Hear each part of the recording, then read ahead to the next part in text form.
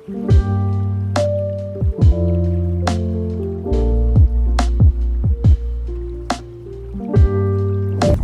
күн, құрметті көрермен. Сіздермен бірге әдеттегідей мен Айгерім Гарифулла және бұл Эджи подкаст. Бұл каналда біз психология және ханымдар жайлы әртүрлі тақырыптар қозғалатын болады. Бізде бүгін тақырыпта адамның потенциалын ашу. Бүгін бізде қонақта психолог-коуч Гаухар Рашидинова. Бұл видеоны соңына дейін көрген ханымдарға потенциал жайлы сабақты Гаухар ханым сыйлыққа беретін болады. Ал сәттілік, біз бастаймыз. Қош келдіңіз, Гаухар ханым. Қош көрдік.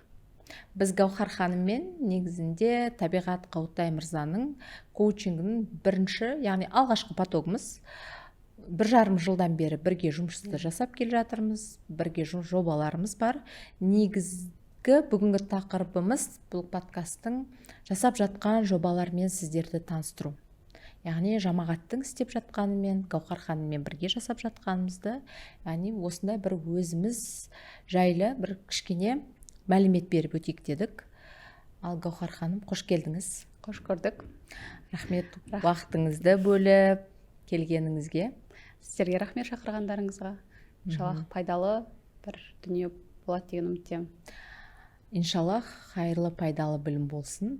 Енді Гаухар ханым, біздің көрермендерге өзіңізді таныстырып өтсеңіз, қалай бұл салаға келдіңіз, қазіргі уақытта немен айналысып жатсыз, сол жайлы бір қысқаша мәлімет айтсаңыз. Мен есімім Гаухар, негізгі мамандығым бойынша қазақ тілі әдебиет мұғалімімін.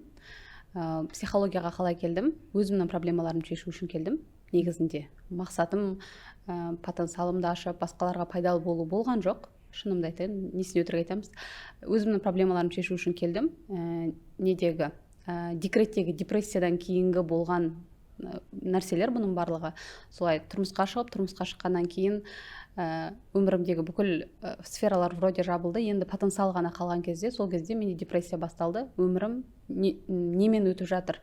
Ары қарай немен айналысам деген. Сол кезде енді баламенсің, бұрынғыдай таңғы 8-ден кешкі 6-ға дейінгі жұмысқа шыға алмайсың, бірақ бос отыруға тоже ол да вариант емес. Сол себепті сол кезде икигай распаковка деген дүниемен таныстырды. Алла тағала себепкер етіп адамдарды жіберді.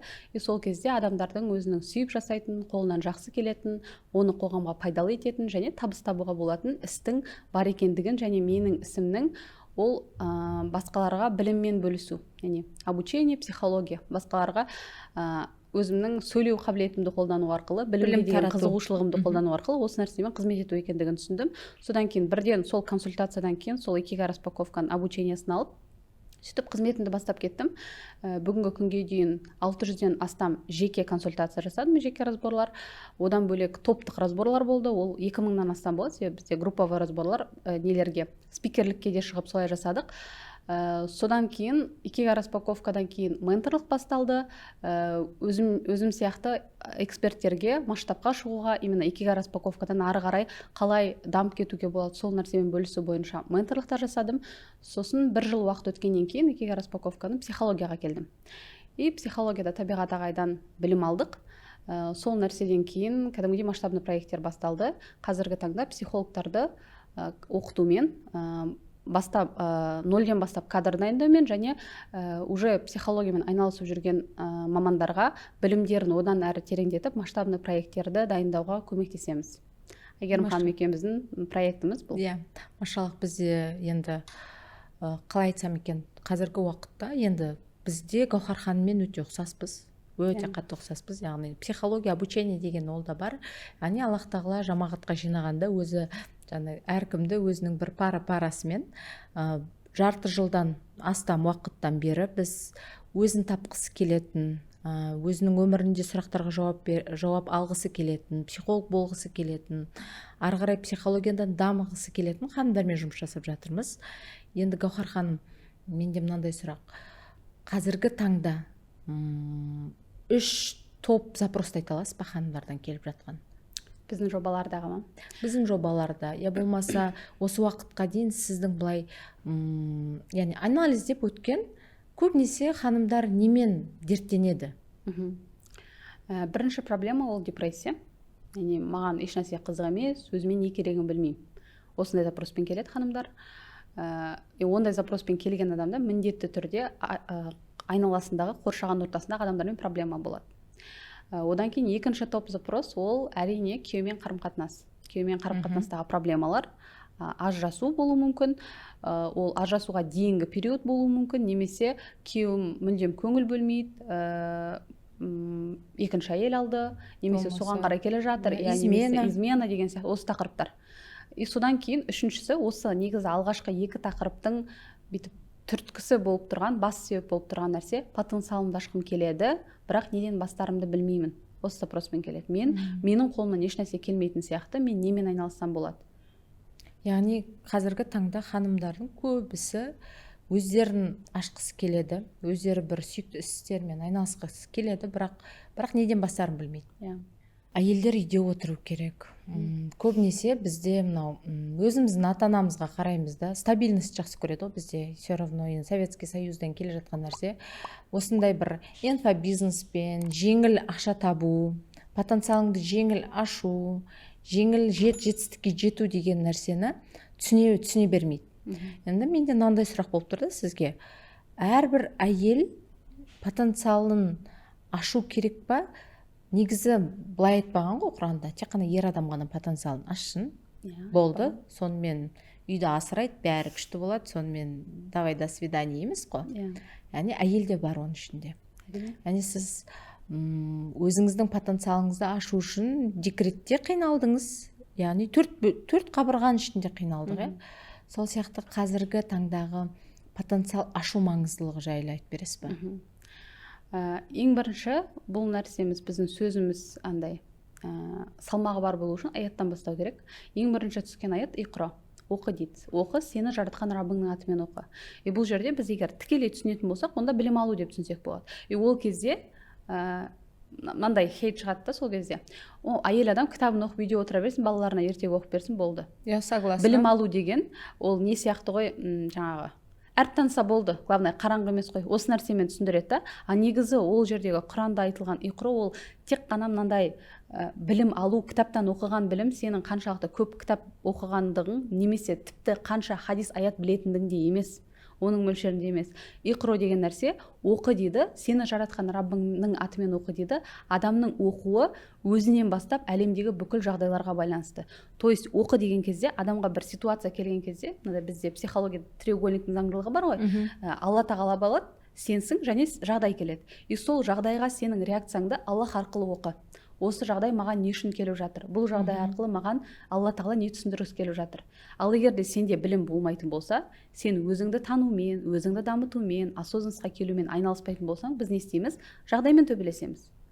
Баламыз ауырса, күйеуімізбен проблема болса, күйеуімізбен қырыламыз, немесе ажырасу деп жүгіреміз. То есть мына ситуациямен төбелескен кезде ол міндетті түрде оның андай орта жолы жоқ та, не ары не бері болады. Немесе айтамыз, болды, бұл менің күйеуім, сен шыдау керексің деп өлгенге дейін шыдап жүреміз, бірақ ішімізде тола претензия, ана жерде бір ешқандай қарым-қатынас жоқ, сол әке-шешесінің суық қарым-қатынасына өсіп жатқан балалар. Ондай семьялар өте көп. Әйтеуір осы жерден өлігің шықсын деген сияқты темамен жүретін. Одан кейін екінші грани бар, екінші грани ажырасып кету. Бірақ екі ситуацияда не болды? Екі ситуацияда адам өзгерген жоқ. Негізінде Алла тағала не үшін берген еді? Алла тағаланың Рабби деген есімі бар, тәрбиелеуші деген. Аллахтың Рабби деген есімі әр құлына индивидуально жүреді. То есть әр құлын Алла тағала жеке-жеке әрқайсысын тәрбиелейді. Әркімге қай жерінен қалай түсінеді құлы, солай тәрбиелейді. Қалай түсінбейді, олай тәрбиелейді. Мысалы, адам егер тек қана бала шағасымен сыналған кезде ғана өзгеретін болса, то есть оның болючий жері сол жер болса, онда сол жерден басады, сосын ол жүгіреді, сөйтіп түсінеді өзінің не екендігін, әлсіз екендігін. Осы жерде қош келейін сізге. Шынымен де солай ғой. Бізде мысалы обученияға келеді. Енді консультация жасадық, не жасадық. Мен де икигай распаковщикпін ғой, білесің да. Мысалы, икигай распаковкамен сен енді ұзаққа бармайсың ол нәрсемен. Өзі бір определенный таблица бар, таблицаны толтырасың, сонымен санайсың, шығасың. Бірақ адамға толыққанды консультация бергің келеді. Яғни ары қарай ашқан больдарын жапқың келеді. Сол үшін де психологияға келдік, мысалға. Осы жерде ауыз толтырып айтатын нәрселерді бір кісіден естідім да, последний раз бір айтқан. Әйгерім ханым, сіздердің обученияларыңыздан кейін менің консультация мынандай ғана еді, қазір мынандай болған дейді. Яғни шынымен де жаңа сіздің айтып жатқан Рабби есіміңіздің ол кісіні кішкентай консультациямен ғана ұстап жүріп қазір мынандай нәрсемен тәрбиелегені, оны адам түсіне алғаны, ол керемет қой. Мысалға бір психологтың бір пайдасы тиіп жатқан қызмет жасап жатқан адамға ол керемет нәрсе. Ну, мынандай нәрсені де айтқым келеді да, сен потенциалыңды ашасың, мысалы бір обучениені аламын дейді, бір кішкентай жерге дейін бензин ғой мысалға, шын ғой Гаухархан, келсеңізші. Кішкентай ғана бензин сол жерге дейін ғана жетеді, точкаңнан точка Б-ға дейін жетеді. Б-нан С-ға бару үшін тағы да керек. Бензин керек, әрине. Опять же сол иқро жұмыс жасайды осында. Ол өлгенге дейін жұмыс жасайды. Алла тағаланың Рабби есімі және иқро деген аяты менің ақтық демемеден актуальны менің өмірімде. Мынандай нәрсе жоқ. Мен пенсияға шықтым, болды, демалсам болады, потенциалымды ашпаймын. Мен асарымды асадым, жасарымды жасадым, бүкіл жағдайды жасадым, бала шағама жағдай жасап бердім, болды, ары қарай потенциалымды ашпаймын. Алла тағала міндетті түрде сізді қызметке салып қояды. Алла тағала бізді жамағат етіп жаратқан ғой. Жами деген есім бар, жамағат етіп. И адам бір-біріне мұқтаж. Міндетті түрде адам бір-біріне мұқтаж. Мысалы, біздің қазір осы жерде отыруымыз үшін қаншама адам қызмет етіп жатыр. Біздің бала шағамыз бар, садикте тәрбиешілер қарап жатыр, кішкентайымызды ата-әжелері қарап жатыр. Қаншама адамды Алла тағала қызмет еткізіп қойды мына бір подкасттың болу үшін. Тура сол сияқты сен өмір сүріп жатсың ба, сен оны қаласаң да, қаламасаң да, не добровольно, либо силой деймін ба, қызметте боласың. Бәрібір қызметте боласың. И сол себепті де потенциалды ашу деген негізінде добровольно қызмет етуге согласие беру ғой. Былайша айтқан кезде Аллахымен бәрібір, себебі Алла тағала адамды бос қалдырмайды. Бос қалса адам зұлымдық жасайды. Оны шайтан азғырады, ол күнәларға кіреді.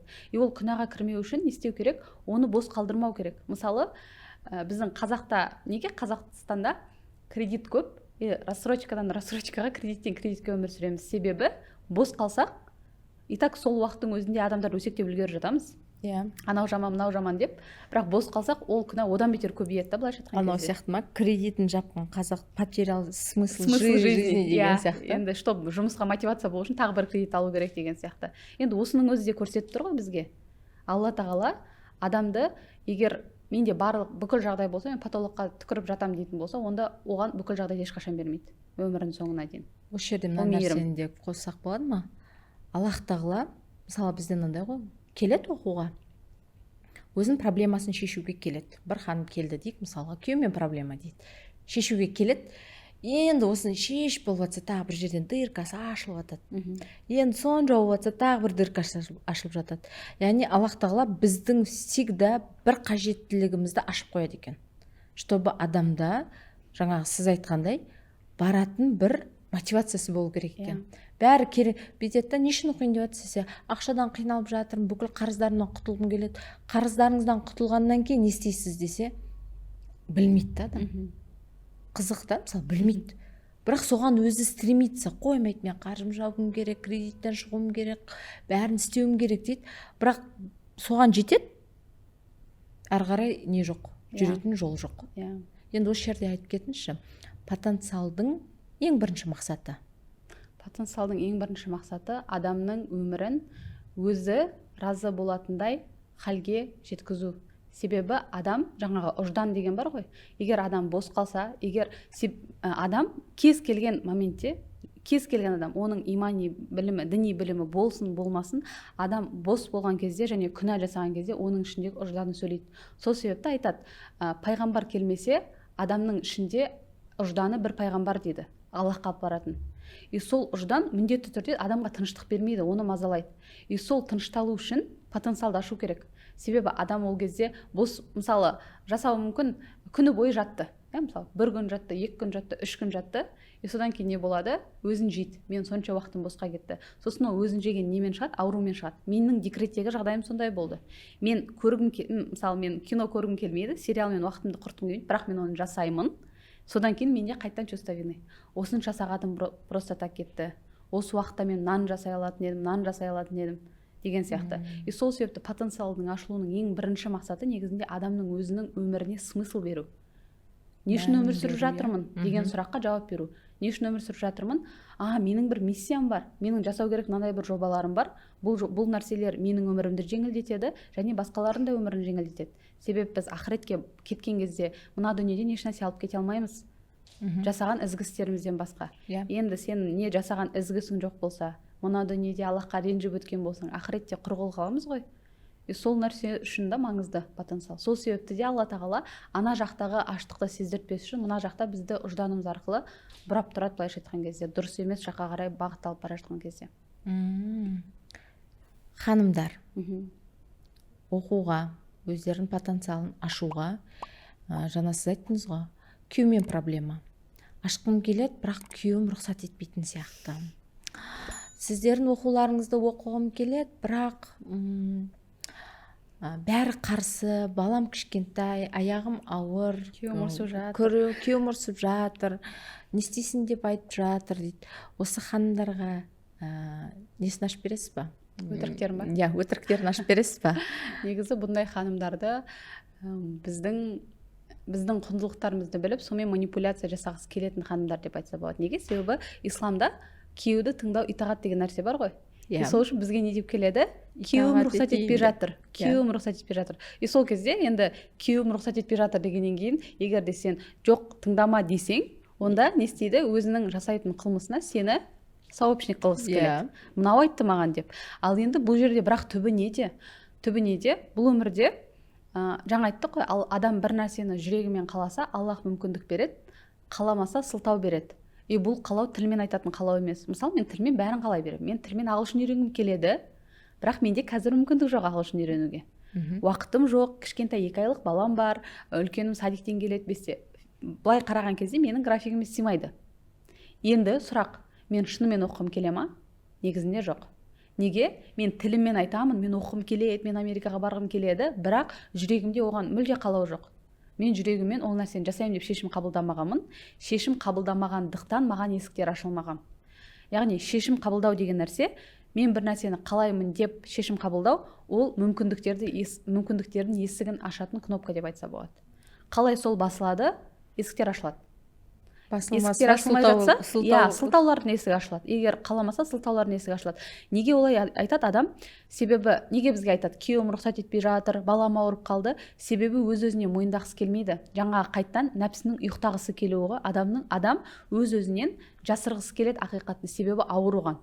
Адамның өзіне ауыр, мен потенциалымды ашқым келмейді негізі, мен дым істегім келмейді негізі деп өз-өзіне мойындау ауыр. Мойындамау үшін не істейді? Мен ашқым келеді, жасағым келеді, бірақ мынау күйеуім маған жасатқызбай жатыр. Бала шағам жылап жатыр. Бірақ ол күйеудің де артында Аллах бар ғой. Бала шағаның да артында Аллах бар ғой. Алла тағала, мынандай, егер сол нәрсеге келетін болсақ, онда Алла тағаланың әділ деген есімі қайда қалды? Құлы бір нәрсені қалап сұрап тұрды, Аллах бермей қалды. Ондай нәрсе жоқ қой өмірде. Мен сұраймын, Аллах бермейді деген нәрсе жоқ. Мен ала алмаймын, мен қаламаймын деген нәрсе бар. Аллах береді, бірақ қала алмайтын біз. Себебі формула бар. Алла тағала бар, мен бармын. Аллах үнемі беруші, мен шексіз алушымын. Бұл идеальный союз. То есть мен Аллахқа еш нәрсе бере алмаймын. Аллах мұқтаж емес. Менің оның разылығы үшін бір нәрсе жасағаныма, потенциалымды ашқаныма мұқтаж емес Алла тағала. Намазыма, құлшылығыма мұқтаж емес. Мен шексіз алушымын тек қана. Аллах шексіз беруші. Мына жақтан бұл заңдылық идеально работает. Егер менің өмірімде бір нәрсе болмай жатса, значит проблема мына жақта. Мен ала алмай жатырмын. Мен қаламай жатырмын, мен қорқып жатырмын. Еще бізде ханымдар бүйтеді ғой. Мен негізі көп алып қойған сияқтымын. Аллах маған бәрін көп беріп қойды. Өзім енді не істеймін, қинаймын, өз-өзімді жеймін. Мен тәкаппар болып кеткен сияқтымын, анау болған сияқты, мынау болған сияқтымын. Яғни біздегі нәрсе ол алушы болғанмен де біз қызметпен де оған қайтарамыз ғой мысалға. Аллахтың берген нығметін не істейміз?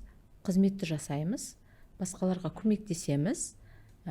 Кішкентай болса да бір адамның өміріне кішкентай болса да бір мән беретін нәрселермен айналсамыз, сонымен қайтарылады дегендей. Бұл Бақара сүресінде айтылған ғой солай. Олар біз берген нығметтермен біздің жолымызда бөліскендер дейді. То есть сен Аллах разылығы үшін бір нәрсе жасау үшін Аллахтан алу керексің бір нәрсе. Сосын разы болу иә керексің. сосын разы болу керексің. Содан кейін барып, мысалы былай жасай алмайды ғой, намаз оқымайтын адам намаз туралы уағыз айтса мысалы, жараса ма? Жараспайды ғой. Ол адам шегіне жеткізіп те айта алмайды, себебі ол әлі оның дәмін сезінбеген. Тура сол сияқты ғой, Асыр сүресінде аудармасында солай айтады ғой, бірінші өзің иман ет, жақсы амал жаса, содан кейін барып басқаларға насихат ет, сосын сабыр ет дейді. Сабыр ет, яғни айтасың, жеткізесің, қабылдамаса ол үшін страдать етіп кетпейсің. Бізге айтылған нәрсе ғой жаңағыдай. Біз ханымдарға ұсынамыз, білімді алдық, өзіміздің өмірімізге қолдандық. Біз шынымен де бүкіл проектілерімізде бөлісетін техникалар, білімдерді Алла тағала біздің өмірімізден былай пропускать еткен нәрселер. Себебі ол білімдерге біз бұл нәрсені ақшаға айналдырам деп келмегенбіз, өзімнің проблемамды шешем деп жылап аңырап келгенбіз негізінде. И содан кейін сол проблемамыз шешілгеннен кейін Алла тағала көрсетті бізге. То есть біз ауырдық, Аллахтан сұрадық, Аллахым емдеші, Аллах бізге ем берді. Енді өзіміз емделіп алдық, енді қарасақ, оказывается, біздің қоғамда сөйтіп ауырып жүрген адамдар көп екен. Енді ол деген қолында дәрісі бар, бүкіл адам ауырып жатқанын көріп, сол аурудан емі бар адам оны жасырып қалса, бұл деген зұлымдық қой. Бұл нәрсе үшін сұраламыз ғой. Сұраламыз, сол үшін бөліс дейді. И сол үшін біз не істейміз? Біз егер бөліспесек, осы жерден тоқтап қалсақ, онда бізге келетін білім де тоқтайды.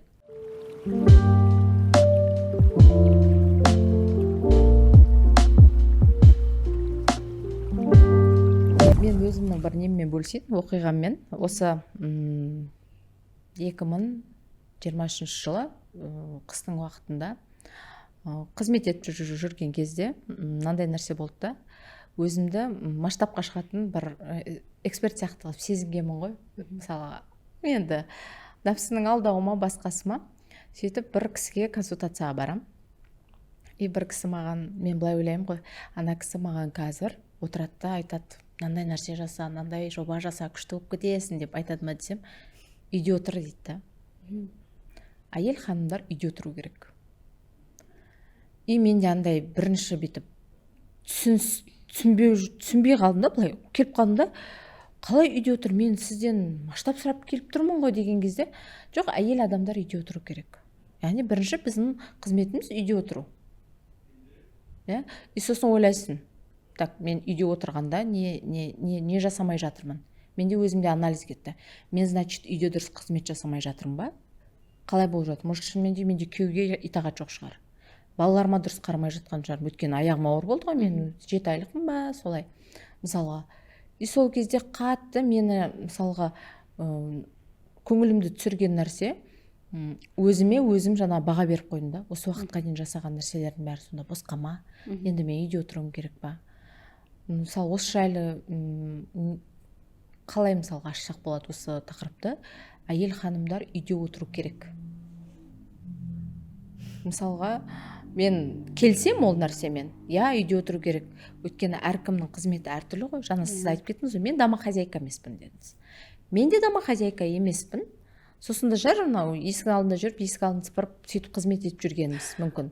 Но мынандай нәрседе бар да, сен үйдегі қызметіңді разысыз жасайтын болсаң, ашуланып, агрессиямен, быт-шыт болып, қолыңнан келмей жатыр, енді не істейсің?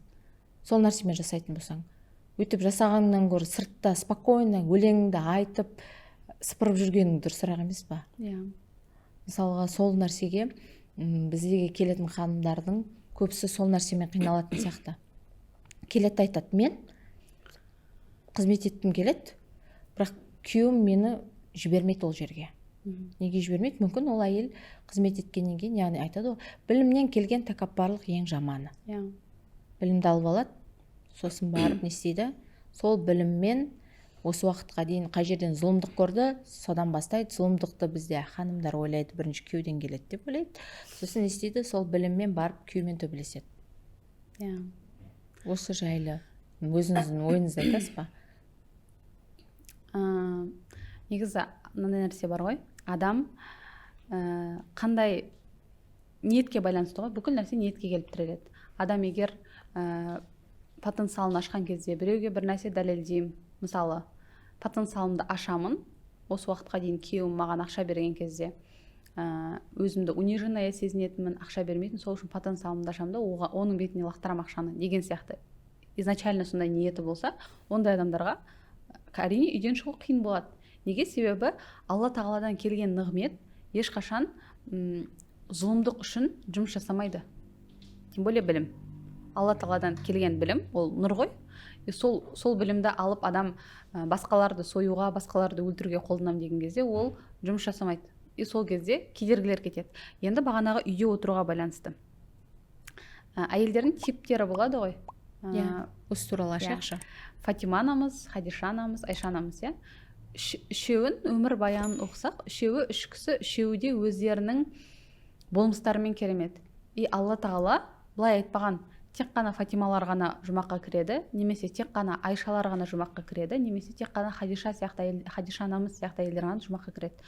Ондай нәрсе жоқ. Бұл бір. Енді әйел адам өзін мен и Фатима, и Хадиша, и Айшамын деп өзіне сыймайтын осы өзі көтере алмайтын осы үш жүктің бәрін бірге алам деген кезде қиналады. Бұл қиналудың менде болған процесс. Менде өзімді ойладым, жоқ, мен Фатима боламын. Мен Фатима боламын, себебі енді ол андай не ғой, менің синдром отличника, мен үнемі мақтаулы болуым керек, бүкіл нәрседен номер 1 болуым керекпін, даже өзім жақсы көрмейтін нәрселермен болса да. Сол үшін мен идеальная домохозяйка болуым керек, тамақты күшті жасауым керек, басқа болу керек деген сияқты жасап көрдім, тырысып көрдім, айттым ғой, 1 жыл уақытым сонымен өтті деп. Мені ешкім қинаған жоқ, мені ешкім ол нәрсені требовать еткен жоқ, бірақ мен өз-өзіме сондай қойып алдым. Осы нәрсені мен жасауым керекпін. Себебі ол кезде мына нәрсені білмеген едім. Осы 3 тип болады, ол 3 типтің ішінде біреусінде боласың деген нәрсені білмегенмін, кейін білдім. Содан кейін менің депрессиямның басы сол болды. Адам өзіне ұнамайтын іспен, өзі жақсы көрмейтін, өзі энергия алмайтын іспен 24/7 айналысқан кезде адамда выгорание болады. Себебі адам өзі жақсы көретін іспен айналысқан кезде энергия алады, жасағысы келмейтін, амал жоқтықтан жасайтын іспен айналысқан кезде энергия береді. Сөйтіп мен өзімді Фатима рөлінде іздеп көрдім, бірақ таба алмадым. Өкінішке орай, оның түбі выгорание, депрессиямен бітті. Сосын соны қабылдадым. Содан кейін былай ойладым. Жақсы, онда осыны бизнеске айналдырып көрейік дедім. Сөйтіп фудблогер болып бастадым. Менің ютубта каналым болған. Машалла. Ютубта 2-ақ видео болған, сол 2-ақ видео ғана жетті мен энергия. Сөйтіп фудблогер боламын деп үйдегілердің барлығы ойбай мен депрессиядан шығады деп бүкіл үйдегілер қуанып, штативімді алып келіп, бүкіл жағдайымды жасап, енем Аллах разы болсын, баланы алып кетіп қалады, сен видео түсіріп ал деп. Бірақ сонда да разы болмадым. Сол состояние бәрібір кетпеді. Содан кейін ғой басталған икига. Сол кезде мен түсіндім, оказывается, бүкіл жерден идеальный болам, бүкіл жерден номер 1 болам деген нәрсе өтірік екен. Адам мойындау керек екен, кейбір нәрселерді мен жасай алмаймын деп. Менің өмірім жеңілдеді сол моментте, когда мен өзімнің домохозяйка емес екенімді мойындаған кезде. Сол кезде андай нәрсе бар ғой, егер мысалы осы жерде мынандай әйелдер болуы мүмкін. Енді жарайды, саған ешкім үндемепті, бірақ менен требовать етеді ғой. Маған күйеуім айтады, неге нан істемегенсің деп требовать етеді дейтін болса, онда қайтадан неге келеміз? Қайттан бағана ұйқыра ғой. Адам келеді да, жағдай келді, өзін оқиды. Не болып жатыр? Себебі бүкіл әлем маған менің ішкі жан дүниемде не болып жатыр, соны көрсетеді. Демек, ол әйел әлі қабылдаған жоқ өзінің идеальный емес екендігін.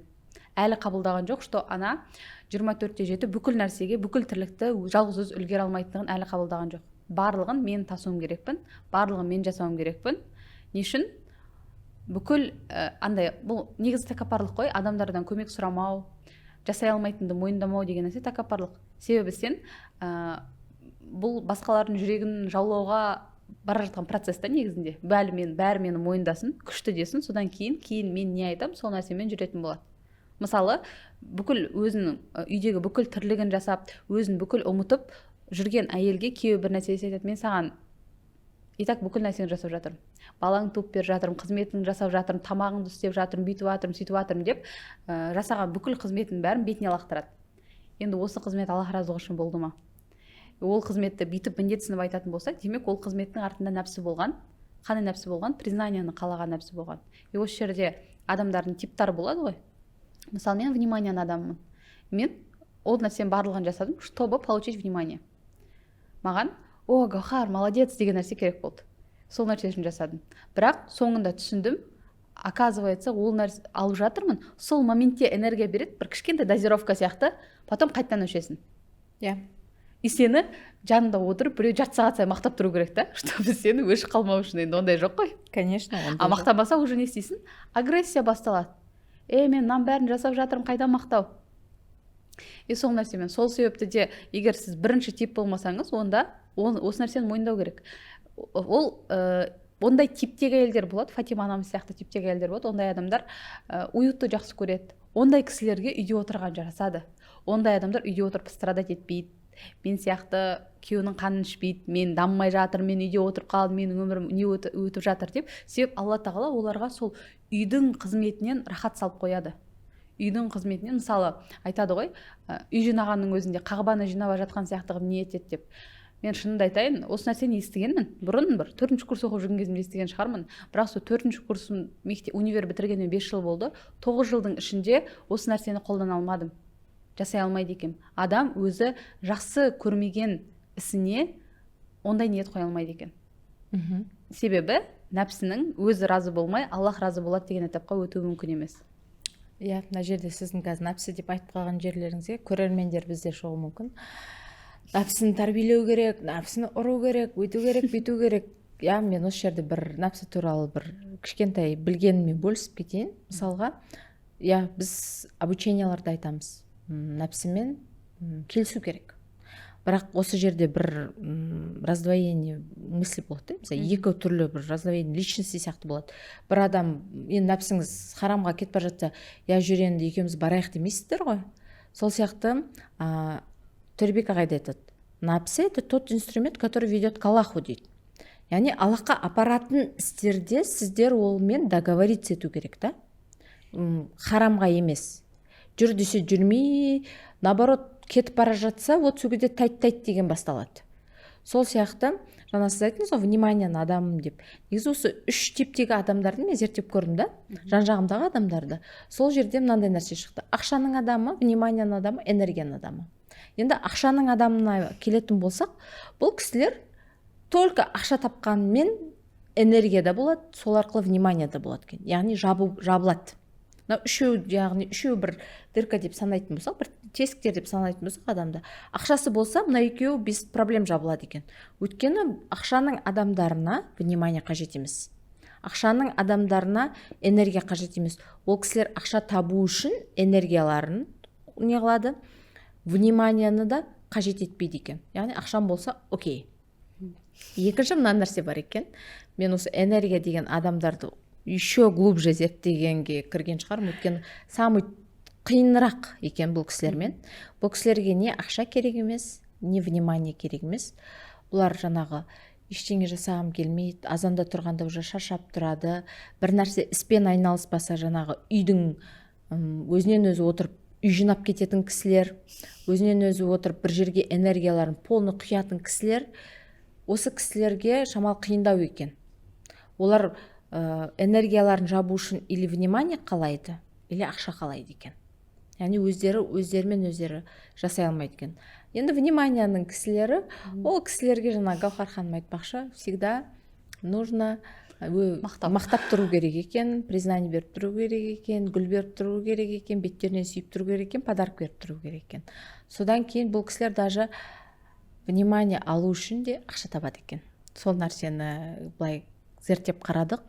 Енді мына нәрсені айтқым келеді да, адам даже бұл жерде әйел болмасын, ер адам болмасын, осы 3 неге, типке бөліп өздеріне анализ жасай алса.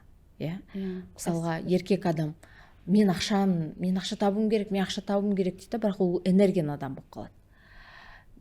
Вниманияның адамдары, еркек адамдары, менің нем бойынша, енді өзімнің ойым бойынша, ол кісілерге жаңағы үйде отыратын ханымдар керек екен. Всегда келген кезде дәмді тамағымен күтіп алып, керемет болып, не қылып.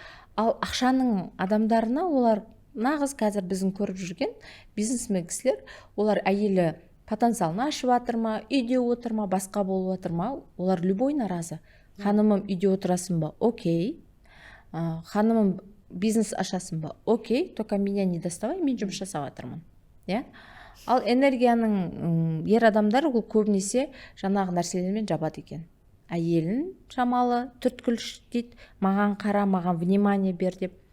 кстати, осы энергияның еркектері даже жас қыздарға қатты не болады екен, құмар болады екен, потому что жас энергия бар ғой, содан алып отыру үшін. Шынымен де бұл білімдер келген кезде ең қызық болған осы анализдеу екен. Жан жағыма қараймын, кім қандай деп иә, мынау точно энергиянікі, мынау точно вниманиенікі дегендей. Сол сияқты енді бізде анау білімдер алдық қой, енді осы нәрсемен бөлісіп жатырмыз. 3 вида жизни бар ғой, адамның өміріндегі 3 деңгейі. Яғни ең алғашқысы ол өзгелер қалаған сияқты. Иә, өзгелер қалаған сияқты өмір сүру. Бұл көбінесе 30 жасқа дейінгі адамдарда болады. Бұл кісілердің финансовый потолоктары 1,5 миллион теңгеге дейін ғана екен. Сосын екінші тип өзің қалағандай өмір сүру. Бұл жерде енді 3 және 10 миллион, иә? 15 максимум. Да, 15 максимум дейді. Одан кейін Аллах тағала қалағандай өмір сүру. Бұл жерде уже үлкен жобалар, үлкен ақшалар, үлкен идеялар келеді екен.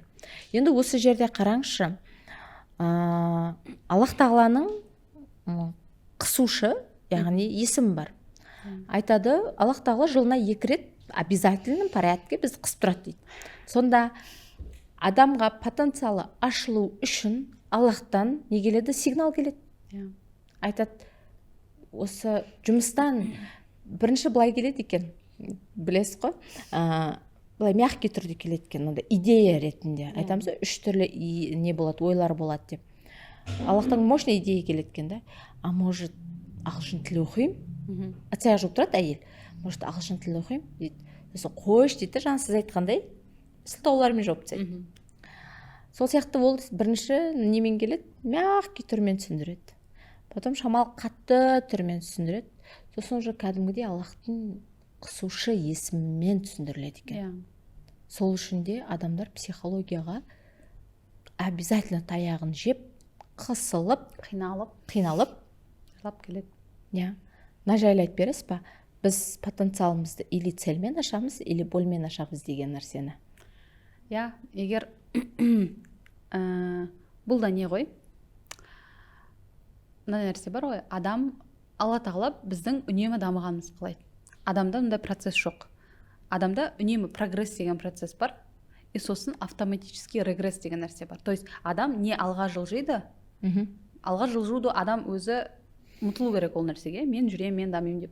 Бірақ кейбір адамдар болады, жоқ, мен не алға да жылжығым келмейді, маған нормально осы жер дейді. И ойлайды, мен бір орында тұрмын деп.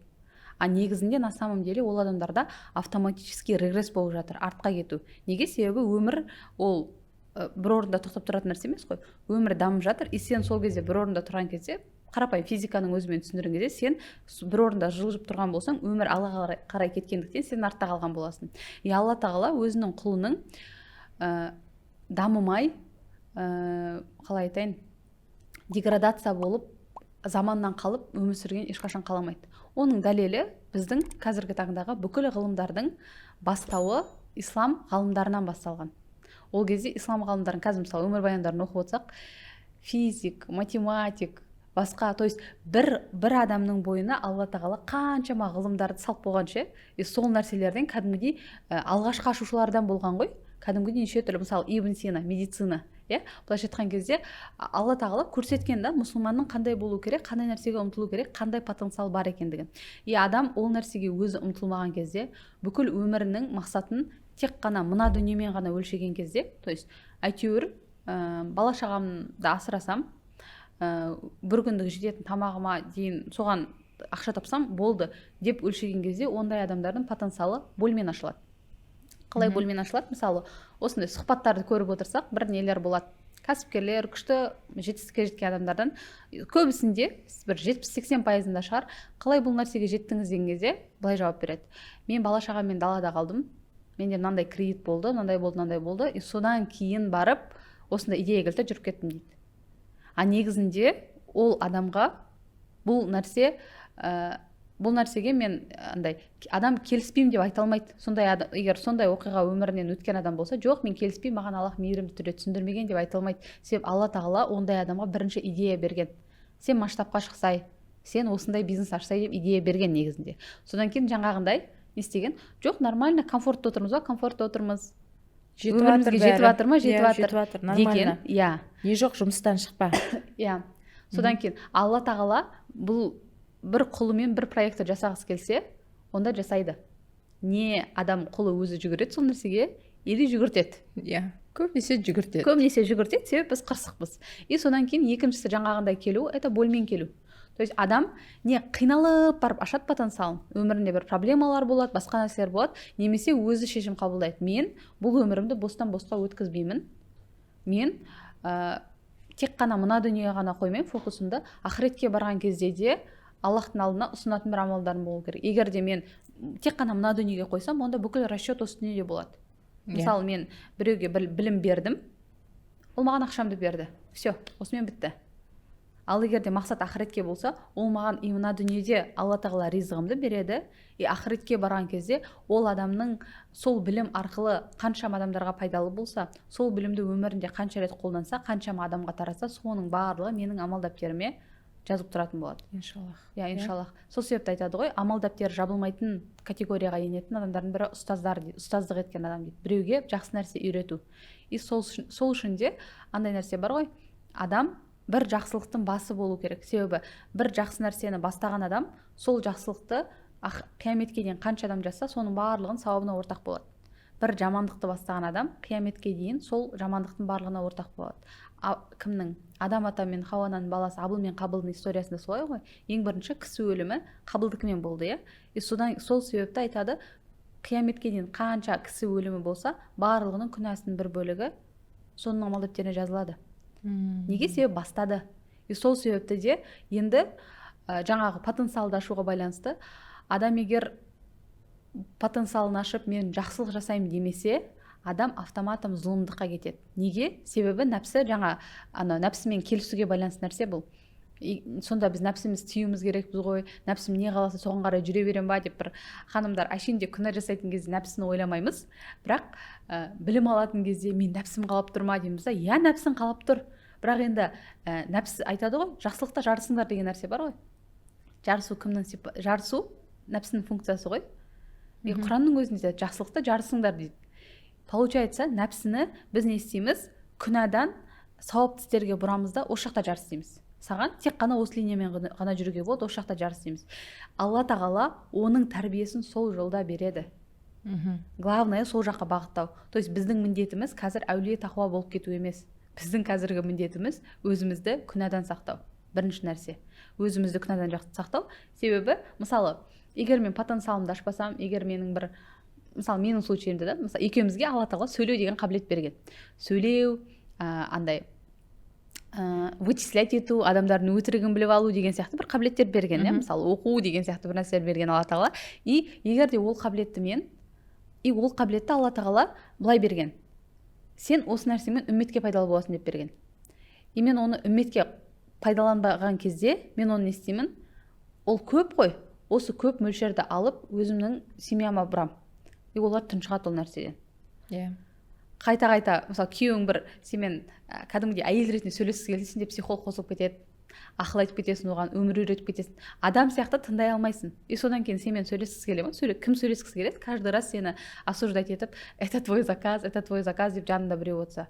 Адамға бір, мысалы, біздің өзімізде болады ғой жамағатта. Бір нәрсе айтқымыз келген кезде жазамыз. Қыздар, маған психолог емес, маған подруга керек. Айтып аламыз, содан кейін барып, енді психологты қосыңдар. Себебі адамға ол момент өте маңызды ғой, сенің андай жан дүниеңді түсінетін, жан дүниеңді түсінетін, сені колючкаңмен бірге лақтырып жіберіп емес, құшақтап алатын бір адамның болуы өте маңызды. Егер адам потенциалын сондай нәрсеге ашпайтын болса, не по направлению қолданатын болса, онда ол нәрсе жақындарына жасайтын зұлымдықпен бітеді екен, өкінішке орай.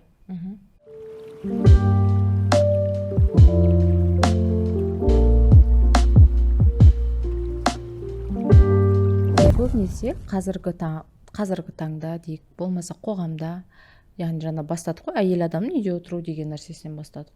Негізі ислам не запрещает, просто советует. Бізде көбінесе несейді исламды запретпен түсіндіреді да. Мен осыған қатты қарным ашқаны, өткенде прямой эфирде да айтылды. Көп психологтар көбейіп кеттіңдер, сертификатты кім таратып жатыр, қайдан шықтыңдар деген нәрселер. енді даже жапырақтың өзі Аллах тағаланың рұқсатымен түсетін болса, да, мына өмірдің бәрін Аллах тағала өзі реттеп отыратын болса, значит бір жерде ол қоғамға да керек нәрселер ғой.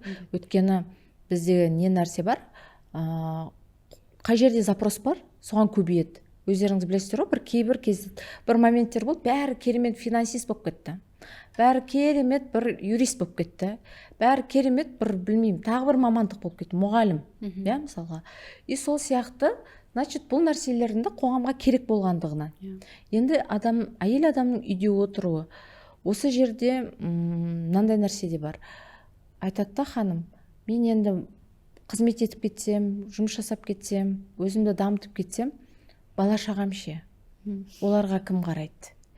Күйеуім жұмыста, мен жұмыста, бала шаға кім қарайды?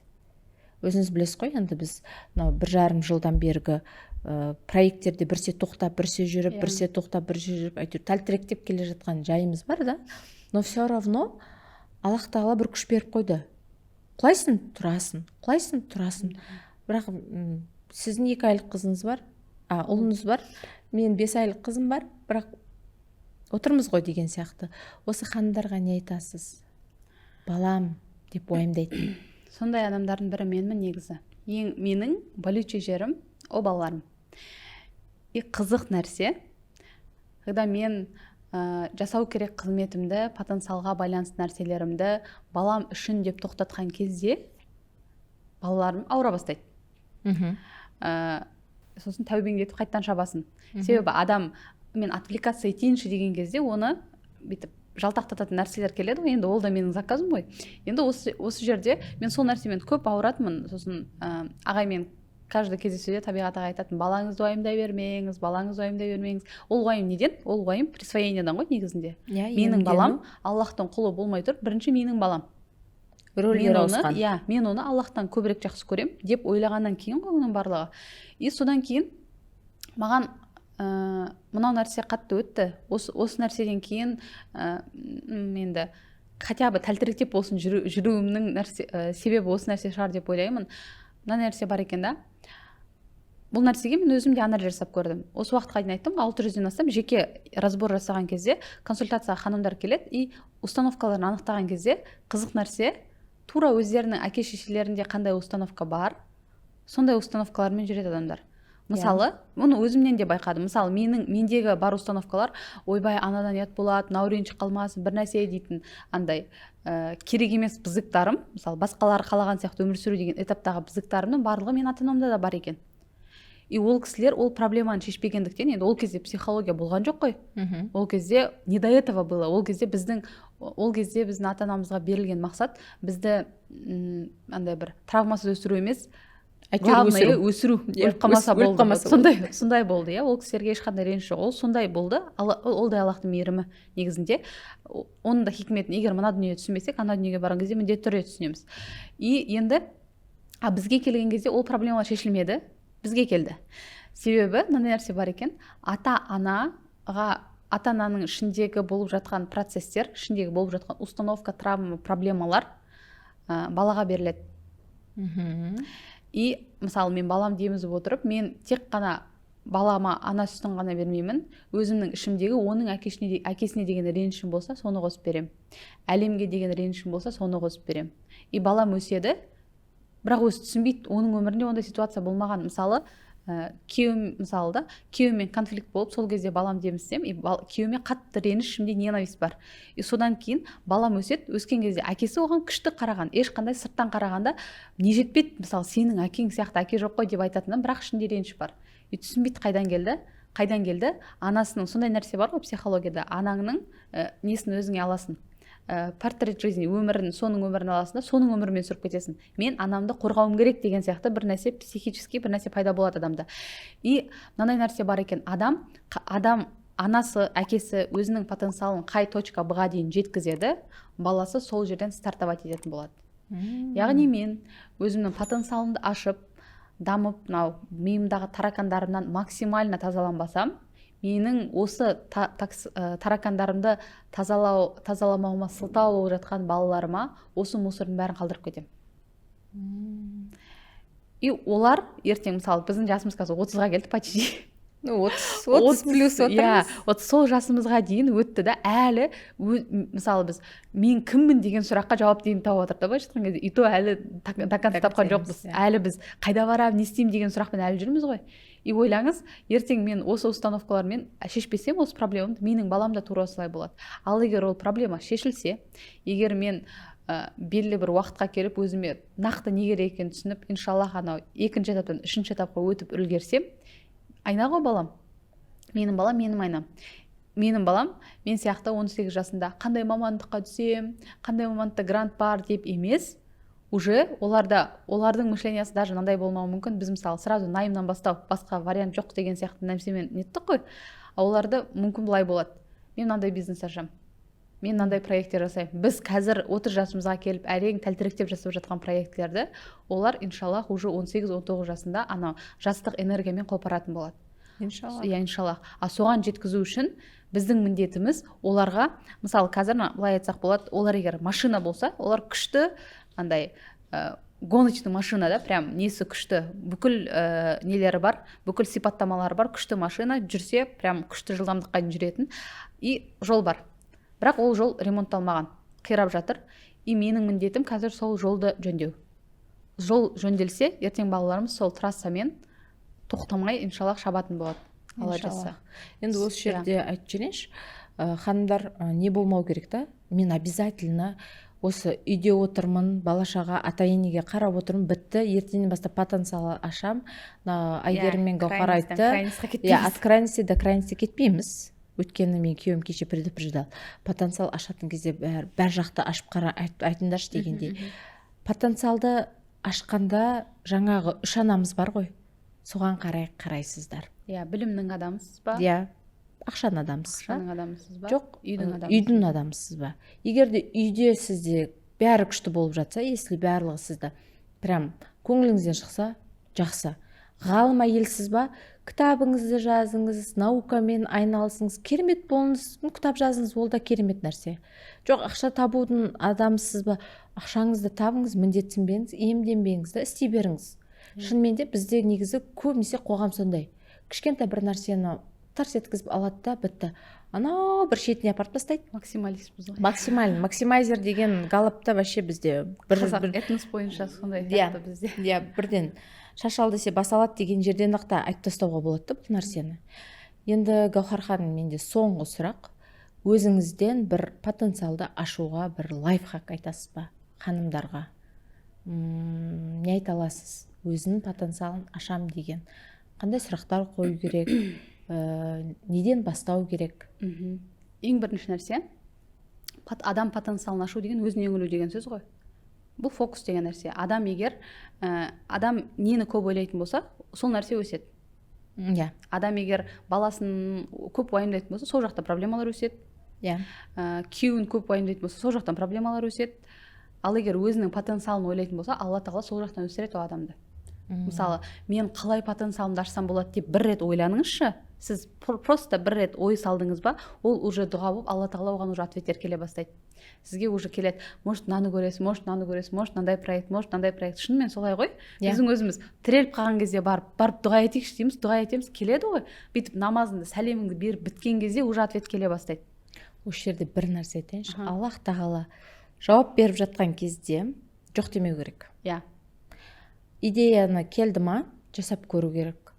Осы нәрседен тәуекелшілдерді Аллах тағала сүйеді дейді ғой.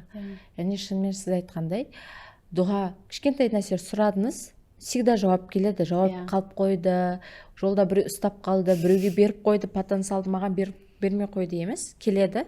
Бірақ сол келген нәрсеге жауапкершілікпен қарап жасау керек екен. Иә, сұрадың ба, сұрағаннан кейін сол нәрсені, енді серьезный адамның несі ғой, бұл кішкентай бала сияқты қарамау керек та, Аллахпен болған диалогта кішкентай бала сияқты мен сұрадым, жоқ бірақ бермей ақ қой. Мысалы біздің өзімізден біреу бір нәрсе сұраса, содан кейін сен оған әкеп берсең, алмай қойса, келесіде бергіміз келмейді ғой. Иә, сол сияқты. Сол сияқты Аллахқа деген құрмет болу керек.